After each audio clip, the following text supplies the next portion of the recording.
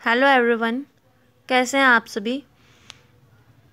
मेरा नाम दिशा। आज मैं आपको अगला टॉपिक करवाऊंगी research in biopsychology.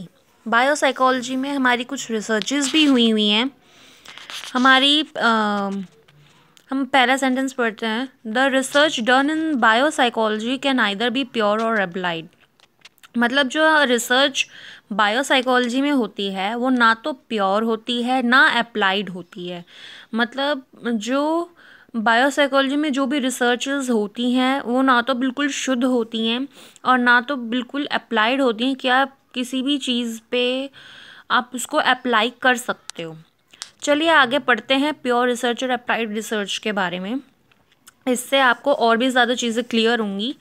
Pure research is motivated by the curiosity of the researcher. जो प्योर रिसर्च होती है वो उसको वो मोटिवेटेड होती है, जो रिसर्चर की जो क्यूरोसिटी है उससे मोटिवेटेड रहता है। And is purely done to acquire knowledge. और और इसको ढंग से प्योर तरीके से किया जाता है जिससे कि मतलब नॉलेज एक्वायर करी जा सके। अगला आता है applied research. Applied research is done to bring about some benefits to humankind. Applied research इसलिए की जाती है ताकि ह्यूमन काइंड को कुछ बेनिफिट्स मिल सकें। अगला आता है biopsychological research encompasses both experimental and non experimental studies. Biopsychological research में दो तरीके की स्टडीज़ आती हैं। एक आती है एक्सपेरिमेंटल स्टडीज़ और एक आती है नॉन एक्सपेरिमेंटल स्टडीज़। तो यहाँ पे 4 तरीके की रिसर्चेस होती हैं। Experiments, quasi experimental studies, case studies and correlational studies. इसमें क्या होता है, जो एक्सपेरिमेंट्स है उसमें experimental design is a method used by a scientist to investigate cause and effect relationship.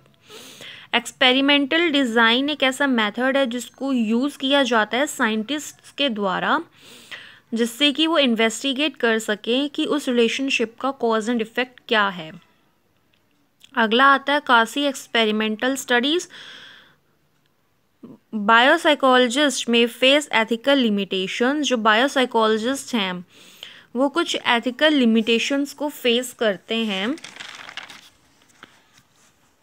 When it comes to conducting experiments.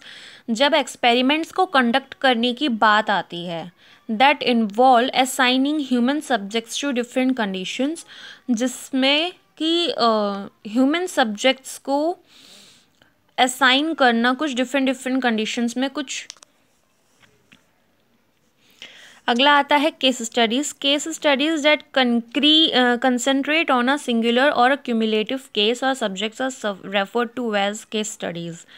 मतलब ऐसी studies जिसमें एक किसी सिंगुलर या किसी क्यूमुलेटिव केस पे आप कंसंट्रेट करते हो या किसी सब्जेक्ट पे कंसंट्रेट करते हो तो उसको हम कह देते हैं केस स्टडीज़।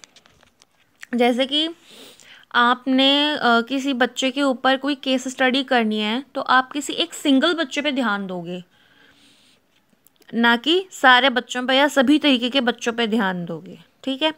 अगला आता है कोरिलेशनल स्टडीज़।